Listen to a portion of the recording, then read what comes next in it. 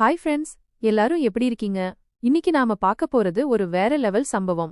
நம்ப முடியுமான்னு தெரியல. ஒரு வெஸ்டர்ன் டெசர்ட்ல நம்ம ஹீரோ ஜீவும் அவனோட பீஸ்டும் எக்ஸ்பீரியன்ஸ் ஏத்தவும், புதுசா கூட்டணி சேரவும், முக்கியமா நம்ம ஆர்தரையும் ஃபயர் ஸ்பிரிச்சுவல் ஸ்டோன்ஸையும் மைன் பண்ணவும் வந்து இறங்கிட்டாங்க.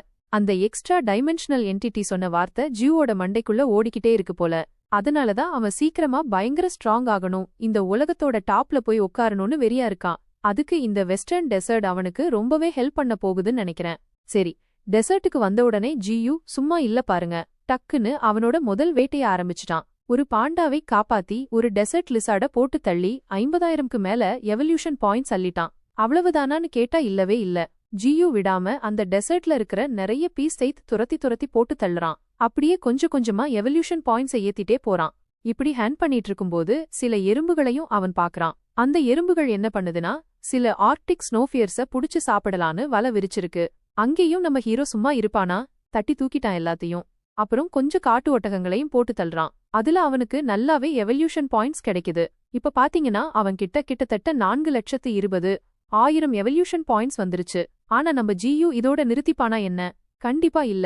அவன் அப்படியே ஸ்பிரிச்சுவல் ஸ்டோன் மைண்ட் தொடர்ந்துகிட்டே போறான். இப்படி எக்ஸ்ப்ளோர் பண்ணிட்டு இருக்கும்போதுதான் அவனுக்கு ஒரு வித்தியாசமான விஷயம் கண்ணுல படுது. ஒரு புது இன்செக்ட் பீஸ்ட். பாக்கறதுக்கு அது ஒரு லெவல் 6 மியூட்டன் பிளாக் ஸ்கார்பியன் தான். ஆனா செம கியூட்டா வேற இருக்கு.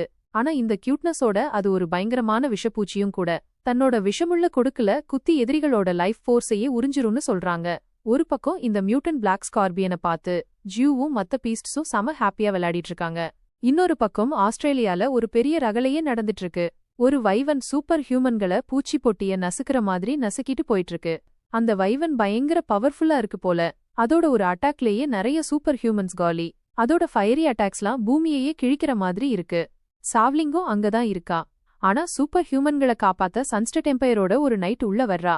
டிஃபென்ஸுக்குன்னு இவங்களுக்கு வேற லெவல் ஸ்கில்ஸ்லாம் இருக்கு போல. வந்தவுடனே டக்குன்னு ஒரு அயன் வால் டிஃபென்ஸ் ஆக்டிவேட் பண்ணி எல்லாரையும் தன்னோட பாதுகாப்பு வளையத்துக்குள்ள கொண்டு வந்துடுறா. அந்த லேடி நைட்டோட டிஃபென்ஸை பார்த்து எல்லாரும் ஷாக் ஆகி போயிட்டாங்க. ஏன்னா பூமியையே கிழிக்கிற மாதிரியான ஃபயர் அட்டாக்ஸ கூட அவ ஈஸியா பிளாக் பண்ணிடுறா. அது மட்டும் இல்லாம மத்த சூப்பர் ஹியூமன்ஸை லீட் பண்ணவும் ஆரம்பிச்சிடுறா. அந்த லேடி நைட் தலைமையில எல்லா சூப்பர் ஹியூமன்ஸும் ஒன்னு சேர்ந்து அந்த வைவன் மேல ஒரு பயங்கரமான அட்டாக் பண்றாங்க. நாலா பக்கமும் இருந்து அட்டாக் மேல அட்டாக்கு. அவங்க எல்லாரோட கம்பைன்ட் அட்டாக்ல ஒரு பாயிண்ட்ல அந்த வைவன் அப்படியே சரிஞ்சு விழுந்திடுது. அடிச்சடிச்சு அது ரத்த வாந்தி எடுக்க ஆரம்பிச்சிடுச்சு. எல்லாரும் அந்த வைவனை ஜெயிச்சிட்டோம்னு நினைச்சிட்டு இருக்கும்போதுதான் திடீர்னு எல்லாருக்கும் கூஸ் பம்ப்ஸ் வருது. ஒரு பயங்கரமான ஆரா அவங்கள சுத்தி ஃபீல் ஆகுது. அந்த டெரிஃபையிங் ஆரா அந்த வைவன் கிட்ட இருந்துதான் வருதுன்னு எல்லாரும் நினைச்சிட்டு இருக்காங்க. ஆனா சாவ்லிங் அங்க வேற யாரோ இருக்காங்கன்னு தெளிவா சொல்றா. அந்த ஆராவை அவங்க தான் ரிலீஸ் பண்றாங்கன்னு சொல்றா. சொன்ன மாதிரியே நடந்துச்சு. சாவ்லிங் சொன்னதுக்கு அப்புறம் எல்லாரும் திரும்பி பார்த்தா சில அன்னோன் கெஸ்ட்ஸ் அங்க நின்னு. அந்த அன்னோன் கெஸ்ட்ஸ்லாம் பயங்கர பவர்ஃபுல்லான பீஸ்ட்ஸ். தூரத்துல இருந்து எல்லாரையும் மானிட்டர் பண்ணிட்டு இருக்காங்க. அவங்க தான் அந்த பயங்கரமான ஆராவை ரிலீஸ் பண்ணிட்டு இருக்காங்க. சூப்பர் ஹியூமன்ஸ்லாம் அவங்க மிஸ்டி மவுண்டன்ல இருந்து வந்திருக்கலாம்னு நினைச்சிட்டு இருக்காங்க. ஆனா அவங்களோட தப்பான நினைப்ப அந்த வைவனே உடைக்குது. வைவன் பேச ஆரம்பிக்குது. இந்த மனுஷங்க எல்லாம் சுத்த முட்டாளுக. நம்மள பீஸ்டுங்க யூஸ் பண்ணிட்டு இருக்கறதே அவங்களுக்கு புரியல. நாங்க எல்லாம் இங்க சும்மா நின்னுட்டுல, எல்லாரையும் மானிட்டர் பண்ணிட்டு இருக்கோம். எங்கள்தான் உங்களுக்கும் எனக்கும் நடுவுல சண்டைய மூட்டி விட்டதுன்னு அந்த வைவன் சொல்லுது. அது இன்னும் எதையாவது உளறதுக்குள்ள அந்த பீஸ்டுங்க அதை அமைதிப்படுத்த பாக்குறாங்க. அப்ப ஒரு கங்காரு பீஸ்ட் பேசுது. ஹேய் நேட், என்ன ரொம்ப நாளா ஆளையே காணோம். நீ பண்ணிட்டு இருக்கிறது நம்ம ராஜாவுக்கு சுத்தமா பிடிக்கல. நம்ம உலகத்தை விட்டுட்டு உன் பிரேக் த்ரூ டைம்ல நீ மனுஷங்க உலகத்துக்கு வந்திருக்க கூடாது. உன் தப்புனால நாம எல்லாரும் மாட்டிக்கலாம். மனுஷங்களுக்கு நம்மள பத்தி தெரிஞ்சிரலான்னு அந்த கங்காரு பீஸ்ட் வைவனை திட்டுது. ஆனா வைவனுக்கு புரியல இந்த பீஸ்ட்ஸ் எல்லாம் மனுஷங்களுக்கு எப்படி ஹெல்ப் பண்ணுதுங்கன்னு. ஏன்னா அவங்க மனுஷங்கள பூச்சி பொட்டிய மாதிரிதானே நினைச்சிட்டு இருந்தாங்க. இங்கதான் நமக்கு ஒரு விஷயம் தெரிய வருது. வைவனுக்கும் அந்த மத்த பீஸ்ட்ஸுக்கும் ஏற்கனவே ஒருத்தர் நல்லா தெரியும். அது மட்டும் இல்லாம அவங்க பீஸ்ட் நேஷனுக்கு ஒரு கிங்கும் இருக்கான். அவன்தான் எல்லாத்தையும் ரூல் பண்ணிட்டு இருக்கான். அந்த நேஷன்ல இருந்துதான் இந்த வைவன் தப்பிச்சு வந்திருக்கு. அந்த வைவனோட லொகேஷன் பத்தியும் அவனோட வீக்னஸ் பத்தியும் அந்த கங்காரு பீஸ்ட் தான் மனுஷங்களுக்கு இன்ஃபார்ம் பண்ணியிருக்கு. அந்த கங்காரு பீஸ்ட் ஒரு வேற லெவல்ல மைண்ட் கேம் ஆடிட்டு இருக்கு. இதையெல்லாம் மனுஷங்க கேட்கும்போது சில சூப்பர் ஹியூமன்ஸ் அந்த கங்காரு பீஸ்ட் மேல பாயறாங்க. ஆனா அவங்களால அந்த கங்காரு பீஸ்டோட ஒரு சின்ன நகத்தை கூட புடுங்க முடியல. அப்பவே தெரிஞ்சது அந்த கங்காரு பீஸ்ட் மனுஷங்களை விட வேண. இதையெல்லாம் பார்த்துட்டு வைவன் பயங்கரமா கர்ஜனை பண்ணிட்டு அந்த அன்னோன் பீஸ்ட்ஸ் மேல பாயுது. ஆனா அந்த பீஸ்ட்ஸ்லாம் ஏற்கனவே ரெடியாதான் இருந்தாங்க. கடைசியில வைவன் கூட சண்டை போடுறதுக்காகத்தான் அவங்க அங்க வந்திருந்தாங்க. அதனால வைவன் அவங்க மேல அட்டாக் பண்ண ட்ரை பண்ணி தன்னோட பர்னிங் ஃபயர் பால்ஸை பண்ணும்போதே ஒரு டைனோ பீஸ்ட் டக்குன்னு அதோட கழுத்தை பிடிச்சுக்குது. அதை காயப்படுத்தி கீழே தள்ள ட்ரை பண்ணுது. ஆனா அது மட்டும் அந்த வைவனுக்கு பத்தாதுன்னு தெரிஞ்சு அந்த டைனோ பீஸ்டுக்கு ஹெல்ப் பண்ண ஒரு ஹூடட் பீஸ்ட் எனர்ஜி பால்ஸை வைவன் மேல லான்ச் பண்ணுது. இந்த எல்லா விஷயத்தையும் இப்போ அந்த கங்காரு பீஸ்ட் தான் கண்ட்ரோல் பண்ணிட்டு இருக்கு. எல்லாமே அவன் பிளான் படி தான் நடக்குது போல. அவன் எவ்ளோ பவர்ஃபுல்லானவன்னு போக போகத்தான் தெரியும். இந்த எல்லா பீஸ்ட்ஸோட சண்டையில மனுஷங்க நொறுங்கிட்டு இருக்காங்க. அதனால அவங்க அங்கிருந்து பின்வாங்க ஆரம்பிச்சிட்டாங்க. ஆனா போகும்போது ஒரு சூவீனியர் ஒரு பிரைஸ் எடுத்துட்டு போறாங்க. அந்த வைவனோட முட்டைகள் எல்லாத்தையும் இவங்க திருடிட்டு போறாங்க. இதனால அந்த வைவன் சந்தோஷப்படுது.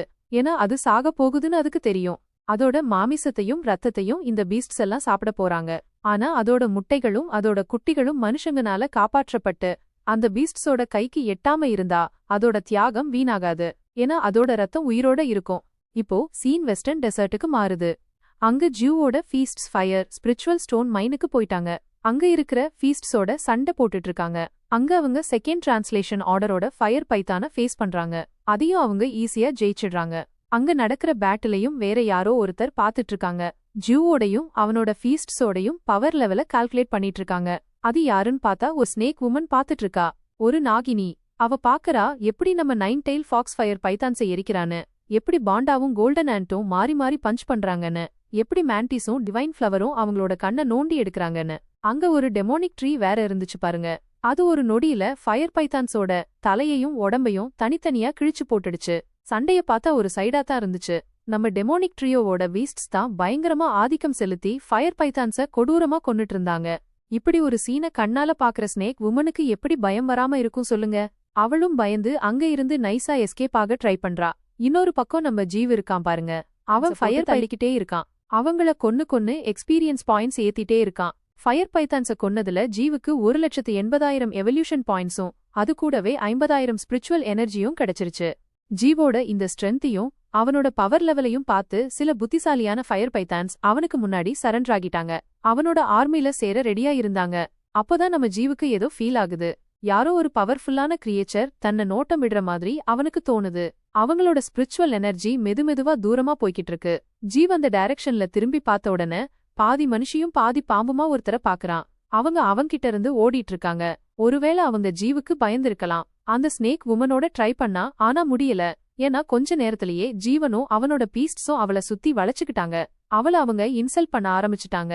நம்ம ஜீவ் அவள லேடி பாய்னு கூப்பிட்டு அவளோட ஜென்ட்ரையே கேள்வி கேட்க ஆரம்பிச்சுட்டான். அவனோட ஃபீஸ்ட்ஸ் வேற அந்த ஸ்னேக் லேடிய ஸ்ட்ரிப்பர் கெச்வான்லாம் சொல்லி இன்னும் அசிங்கப்படுத்த ஆரம்பிச்சுட்டாங்க. இதையெல்லாம் கேட்ட அந்த ஸ்னேக் உமனுக்கு பயங்கர கோபம் வந்துடுச்சு. எல்லாத்தையும் கல்லா மாத்த ஆரம்பிச்சுட்டா. நம்ம ஜீவோட ரூட் கூட அவளோட பெட்ரிஃபைங் கேஸ்ல இருந்து தப்ப முடியல. டக்குன்னு கல்லா மாறிடுச்சு. மத்த பீஸ்ட்ஸ் அந்த கேஸ்ல இருந்து தப்பிக்க ட்ரை பண்ணாங்க. ஆனா கொஞ்சம் கொஞ்சமா அதுல மாட்ட ஆரம்பிச்சுட்டாங்க. நம்ம பாண்டா அவனோட க்ளோக்கோட சேர்ந்து கல்லாக மாறப்போற நேரத்துல கரெக்டா நம்ம 9 டெயில் ஃபாக்ஸ் அவனை காப்பாத்தி அந்த ஸ்னேக் உமனை டிஸ்ட்ராக்ட் பண்ண ஆரம்பிச்சிட்டா. அவ மேல ஃபியரி பிளாஸ்ட்ஸ் விட ஆரம்பிச்சிட்டா. நம்ம 9 டெயில் ஃபாக்ஸ் ரொம்ப ஃபாஸ்ட். அவளோட ஸ்பீடாலேயே அந்த ஸ்னேக் உமனோட பெட்ரிஃபைங் கேஸ்ல இருந்து தப்பிச்சு அவளுக்கு டஃப் ஃபைட் கொடுத்துட்டு இருந்தா. 9 டெயில் ஃபாக்ஸுக்கும் ஸ்னேக் உமனுக்கும் ஃபைட் இப்போ சீரியஸ் மோடுக்கு போயிடுச்சு. ஏன்னா 2 பேருமே அவங்களோட ஃபுல் பவரை யூஸ் பண்ண ஆரம்பிச்சிட்டாங்க. அவங்க பாடிய எனர்ஜில என்கல்ஃப் பண்ணிக்கிட்டாங்க. ஆனா இதுலயும் அந்த ஸ்னேக் உமன் அப்பர் ஹேண்ட்ல இருக்கா. ஏன்னா அவளோட சர்ஃபன்டைன் கேஸ்ல இருந்து நெருப்பு கூட கல்லா மாற ஆரம்பிச்சிடுச்சு. நம்ம 9 டெயில் ஃபாக்ஸோட இன்ஃபர்னோ பிளாஸ்ட் கூட சாலிடா மாறிடுச்சு. சண்டை இப்படியே போனா அந்த ஸ்னேக் உமன் எல்லாரையும் கல்லா மாத்திடுவா. அதனால அவளோட ஃபேமிலியையும் அவளோட மாஸ்டரையும் காப்பாத்த நம்ம 9 டெய்லர் ஃபாக்ஸோ தன்னோட ஸ்பெஷல் மூவை யூஸ் பண்ணா. ஃப்ளேம் பில்லர்ஸ வச்சு பேட்டில் ஃபீல்டையே கொளுத்திட்டா. அதனால ஹீட் பயங்கரமா ஏறி ரெட் சாண்ட் கூட உருக ஆரம்பிச்சிடுச்சு. மத்த ஃபீஸ்ட்ஸ் அந்த ஹீட்ட தாங்க முடியாம அங்கிருந்து ஓட ஆரம்பிச்சிட்டாங்க. ஆனா நம்ம ஸ்னேக் உமன் இருக்காலே செம கில்லாடி. இந்த சந்தர்ப்பத்தை கூட தனக்கு சாதகமா யூஸ் பண்ணிக்க ட்ரை பண்ணா. ஆனா அவ ஏதாவது பண்றதுக்குள்ள ஒரு ஜெயிண்ட் சர்ஃபன்டைன் ரூட் வாய திறந்து அவளுக்கு முன்னாடி வந்து நின்னுடுச்சு. அத பார்த்த அந்த ஸ்னேக் உமன் அங்கேயே மயங்கி விழுந்துட்டா. சீன் கட்டானா நிலா வெளிச்சத்துல அந்த ஓல்டு மைனை இப்போ நம்ம ஜீவ் கேப்சர் பண்ணிட்டான். தன்னோட ரூட்ஸ சுத்தி பரப்பி ஸ்பிரிச்சுவல் ஸ்டோன் மைன்ல இருந்து எனர்ஜிய அப்சார்ப் பண்ணிக்கிட்டு இருக்கான். வெஸ்டர்ன் டெசர்ட்டோட ஸ்டோன் மைன் மத்த ஸ்பிரிச்சுவல் ஸ்டோன் மைன்ஸ்ல இருந்து ரொம்ப டிஃப்ரெண்ட். ஏன்னா அது டென்ஸ் எனர்ஜிய தன்னுக்குள்ள ஸ்டோர் பண்ணி வச்சிருந்துச்சு. அங்க எனர்ஜி அவ்ளோ அதிகமா இருந்துச்சுன்னா நம்ம ஜீவ் கூட டபுள் ஸ்பிரிச்சுவல் எனர்ஜி கிடைச்சது. நம்ம 9 டெயில் ஃபாக்ஸ் இருக்காளே அவளுக்கு கல்டிவேஷன்ஸ்னாலே அலர்ஜி. அதனால ஓடி ஒளிஞ்சிட்டு இருப்பா. ஆனா இன்னைக்கு அவ அமைதியா கல்டிவேஷன் ஸ்பிரிச்சுவல் எனர்ஜிய அப்சார்ப் பண்ணிட்டு இருக்கா. இன்னொரு பக்கம் அந்த ஸ்னேக் உமன் இருக்கா பாருங்க. அவ இப்போ நம்ம ஜீவோட பீஸ்ட்ஸோட நல்லா பழக ஆரம்பிச்சிட்டா. அவங்க கூட ஃப்ரெண்ட் ஆயிட்டா. அவ பழகுனதுக்கு காரணம் நம்ம பாண்டாதான். அவன் சோஷியலைசேஷன்ல கில்லாடி. அவன் தன்னோட மொபைல்ல பாட்டு போட்டு வீடியோ காட்டி ஸ்னேக் வுமனை தன்னோட டீம்ல சேர்த்துக்கிட்டான். ஜீவ் அந்த ஸ்னேக் வுமனை தன்னோட ஆர்மில சேர்த்ததுல ரொம்ப சந்தோஷமா இருந்தான். அந்த ஸ்னேக் வுமனால ஈஸியா சாண்ட மேனிபுலேட் பண்ண முடியும். தன்னோட டெய்லால சோனிக் பிளாஸ் பண்ண முடியும். அவளோட ஸ்பெஷல் ஸ்கில் என்னன்னா பெட்ரிஃபையிங் காஸ்தான். அது யாரை வேணாலும் கல்லா மாத்திடும். ஸ்னேக் வுமனை பார்த்து இம்ப்ரெஸ் ஆன நம்ம ஜீவ் அவள தன் பக்கத்துல கூப்பிட்டு நான் உனக்கு ஒரு கிஃப்ட் தரேன்னு சொல்லி சஜஷன் கொடுக்க ஆரம்பிக்கிறான். ஆனா அந்த ஸ்னேக் வுமன் மொபைல்ல அவ்ளோ இம்ப்ரெஸ் ஆகி இருந்தா நம்ம ஜீவ் கிட்ட மொபைல் கேட்க ஆரம்பிச்சிட்டா. ஒரு ஐபோன் வேணும்னு கேட்டா. நம்ம ஜீவ் எங்க இருந்து ஐபோன் எடுத்துட்டு வந்து கொடுப்பான். அதனால ஜீவ் அந்த ஸ்னேக் வுமனுக்கு தான் கொடுக்க போறது மொபைலை விட ரொம்ப ஸ்பெஷலானதுன்னு புரிய வைக்க ட்ரை பண்றான். அப்போ நம்ம பாண்டா இருக்கான் பாருங்க. அவன் அந்த ஸ்னேக் வுமனோட காதை கடிக்க ஆரம்பிச்சிட்டான். அவன் சொல்றான் அந்த டிவைன் ட்ரீ ஒரு கிராமத்து. அவனுக்கு மொபைலை பத்தி எதுவும் தெரியாது. ஒருவேளை அவன் தன்னோட லைஃப்ல மொபைல பாத்திருக்கவே மாட்டான். நம்ம ஜீவுக்கு முன்னாடியே சொல்லிட்டு இருக்கான். இதை கேட்டா நம்ம ஜீவுக்கு எப்படி கோபம் வராம இருக்கும். பாண்டாவுக்கு நம்ம ஜீவ் பனிஷ்மெண்ட் கொடுக்கறான். ஆனா பாண்டாவோட சேர்ந்து இந்த தடவை நம்ம ஸ்னேக் வுமனுக்கும் பனிஷ்மெண்ட் கிடைக்குது. அவளோட தலையில 4-5 கொப்புளத்தை வாங்கிட்டு நம்ம ஜீவ் கிட்ட மன்னிப்பு கேக்குறான். நம்ம ஜீவப்போ லைஃப் ஆஃப் எசன்ஸ்ல இருந்து சில டிராப்ஸ அந்த ஸ்னேக் வுமனுக்கு கொடுத்துறான். அதனால அவ முன்னை விட ரொம்ப ஸ்ட்ராங்கர் ஆகிடுறான். ஆனா கூடா நட்பு கேடுன்னு சொல்வாங்களே. அவ பாண்டாவோட ஃப்ரெண்ட் ஆச்சே. அதனால பாண்டாவோட சேர்ந்து மத்த குறும்பு வேலைகளை பண்ண ஆரம்பிச்சிட்டா. மத்த இன்பீஸ்ஸ டிஸ்டர்ப் பண்ண ஆரம்பிச்சிட்டா. இதனால அவங்க 2 பேரும் மறுபடியும் நம்ம ஜீவ் கிட்ட அடி வாங்கி கொப்புளம் வாங்குறாங்க. இவங்களுக்கு நடுவுல நம்ம ஜீவ் கிட்ட ஒரு ஃபால்கன் பயங்கர ஸ்பீடா பறந்து வருது. 3 நாள் 3 ராத்திரியா அந்த ஃபால்கன் பறந்து வந்ததால மூச்சு திணறிக்கிட்டே நம்ம ஜீவுக்கு ஒரு எமர்ஜென்சி நியூஸ் சொல்லுது.